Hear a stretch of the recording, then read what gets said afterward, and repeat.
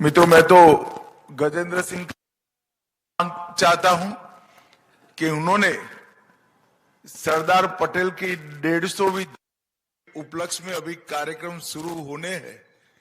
शुरू होने के पहले ही मेरे याद सरदार पटेल की ये विराट मूर्ति का उद्घाटन कराने का काम। सरदार पटेल कदाचित इतिहास में एक ऐसा पृष्ठ है जिसके साथ न इतिहास ने न्याय किया न देश ने न्याय किया। वो महान व्यक्ति के गुण, त्याग, बलिदान और उसकी कर्मठता, दूरदर्शिता का सुफल आज देश को चखने के लिए मिल रहा है। भाजपा का शासन आने के पहले वो व्यक्ति को उचित सम्मान और उचित स्थान भी नहीं मिला था। इतने साल हो गए, एक परिवार की भक्ति में रची बसी कांग्रेस पार्टी सरदार पटेल का एक स्मारक भी नहीं बना रही। नरेंद्र भाई ने केवड़िया कॉलोनी में दुनिया का सबसे ऊंचा स्टैच्यू ऑफ यूनिटी बनाकर सरदार पटेल को सम्मानित करने का उनके योगदान को, उनके गुणों को भारत कभी नहीं भुला सकता। एक ऐसा व्यक्ति जिसने नाम, प्रसिद्धि इसकी कभी चिंता नहीं की और देश के सामने पड़ी कठिन से कठिन विपदाओं को उस आयु में, बीमार अवस्था में भी दिन रात काम कर कर देश को उससे मुक्ति दिलाने का काम। साहब न होते तो 556 से ज्यादा रियासतें एक होकर आज जो भारत का नक्शा दिखता है वो कभी नहीं दिखता। वो सरदार साहब का ही योगदान है कि आज हम भारतीय संघ के रूप में खड़े हैं। गुजरात और राजस्थान की कई रियासतें, हमारे जोधपुर को भी अनेक षड्यंत्रों से मुक्त कराकर भारत के साथ जोड़ने का काम किया। और आज मैं आयोजकों को जरूर साधुवाद देना चाहूंगा कि इन्होंने जो शुरू होने के पहले ही मेरे हाथ से सरदार पटेल की ये विराट मूर्ति का उद्घाटन कराने का। सरदार पटेल की 150वीं जयंती के उपलक्ष्य में अभी कार्यक्रम शुरू होने हैं। शुरू होने के पहले ही मेरे हाथ से सरदार पटेल की ये विराट मूर्ति का उद्घाटन कराने का काम। सरदार पटेल कदाचित इतिहास में एक ऐसा पृष्ठ है जिसके साथ न इतिहास ने न्याय किया न देश ने न्याय किया। वो महान व्यक्ति के गुण, त्याग, बलिदान और उसकी कर्मठता, दूरदर्शिता का सुफल आज देश को चखने के लिए मिल रहा है। भाजपा का शासन आने के पहले वो व्यक्ति को उचित सम्मान और उचित स्थान भी नहीं मिला था। इतने साल हो गए, एक परिवार की भक्ति में रची बसी कांग्रेस पार्टी सरदार पटेल का एक स्मारक भी नहीं बना रही थी। नरेंद्र भाई ने केवड़िया कॉलोनी में दुनिया का सबसे ऊंचा स्टैच्यू ऑफ यूनिटी बनाकर सरदार पटेल को सम्मानित करने का काम। सरदार साहब उनके योगदान को, उनके गुणों को भारत कभी नहीं भुला सकता।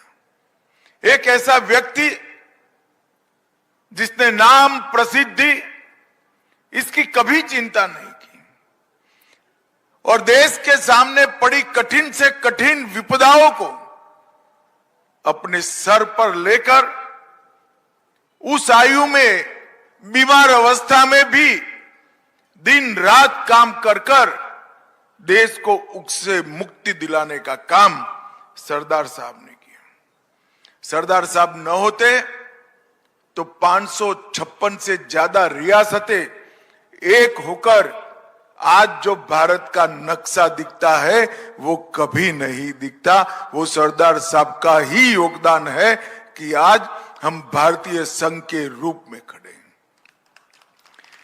गुजरात और राजस्थान की कई रियासतें हमारे जोधपुर को भी अनेक षड्यंत्रों से मुक्त कराकर भारत के साथ जोड़ने का काम किया।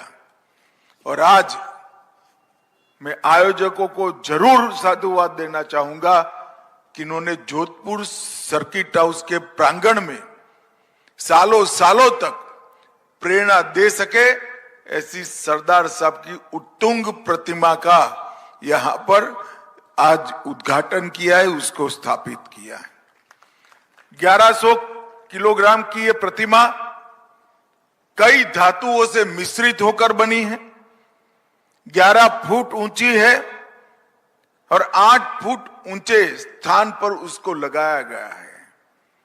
इसकी हाइट भले 11 फुट हो, इसकी सुगंध युगों युगों तक पहुंचेगी, इसका मुझे पूरा भरोसा है। सरदार साहब ही थे जिन्होंने जोधपुर रियासत को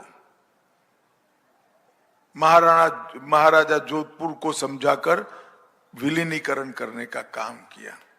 वो ही थे जिन्होंने जोधपुर एयरबेस को एक स्ट्रेटेजिक एयरबेस बनाने का काम किया और वो ही थे जिन्होंने पाकिस्तान की इस और की सीमा से वो एयरबेस बनाकर हमेशा के लिए भारत को सुरक्षित करने का काम किया।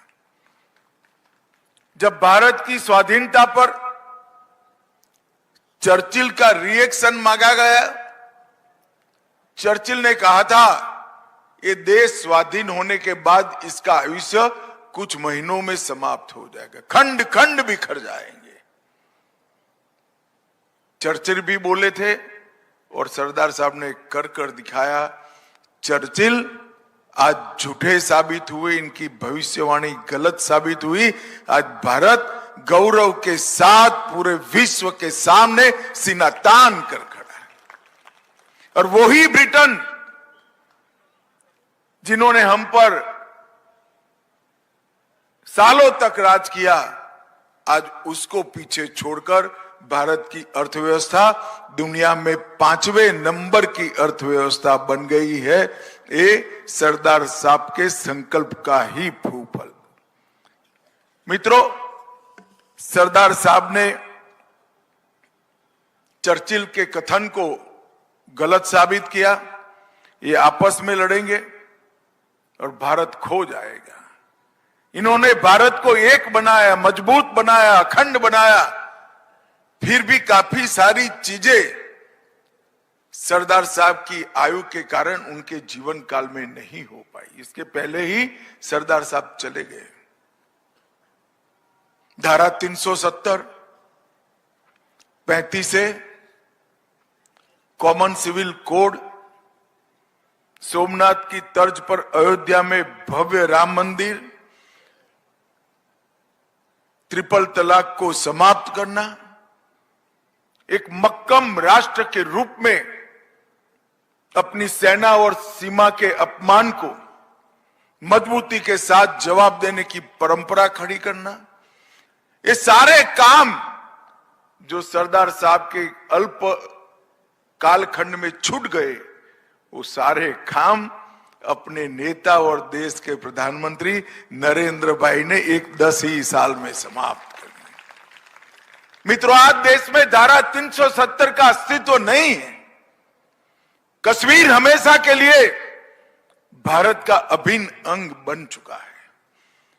जिस मुद्दे पर जवाहरलाल जी से इनका गहरा मतभेद रहा कि इस देश में कॉमन सिविल कोड होना चाहिए, इसकी जगह जवाहरलाल जी मुस्लिम पर्सनल लॉ और हिंदू कोड बिल लेकर आए, वो कॉमन सिविल कोड लाने का काम भी नरेंद्र भाई के नेतृत्व में उत्तराखंड से शुरू हो चुका है। ट्रिपल तलाक समाप्त हो गया। सरदार साहब ने सोमनाथ के समुद्र के जल को हाथ में लेकर एक संकल्प किया था, हमारे अपमानित तीर्थ स्थानों का जीर्णोद्धार होगा, पुनर्स्थापना होगी। सोमनाथ तो बन गया, मगर कांग्रेस की विकृत नीतियों के कारण 75 साल तक अयोध्या में श्री राम मंदिर नहीं बना, वो भी नरेंद्र मोदी के शासन के अंदर राम मंदिर बनने का सालों तक हर रोज आतंकवादी अंदर घुसते थे, पाकिस्तान से बम धमाके करते थे, हमले करते थे, गोलियों से हमारे नागरिकों को भून देते थे और कोई जवाब नहीं। मोदी जी प्रधानमंत्री बने 2015 के अंदर, मोदी जी ने सेनाओं को सुव्यवस्थित करने का काम किया, एक मजबूत रक्षा नीति बनाई, और जब उरी और पुलवामा में हमला किया 10 ही दिन में सर्जिकल स्ट्राइक और एयर स्ट्राइक कर कर पाकिस्तान के घर में घुसकर आतंकवादियों का सफाया करने का काम नरेंद्र मोदी जी ने किया। उस वक्त सरदार साहब तो नहीं थे, मगर मुझे मालूम है कि इनकी आत्मा जहां पर भी होगी अत्यंत प्रसन्न होगी कि आज जो उनके अधूरे रह गए थे वो सारे संकल्प नरेंद्र मोदी जी के नेतृत्व में पूरे हुए हैं।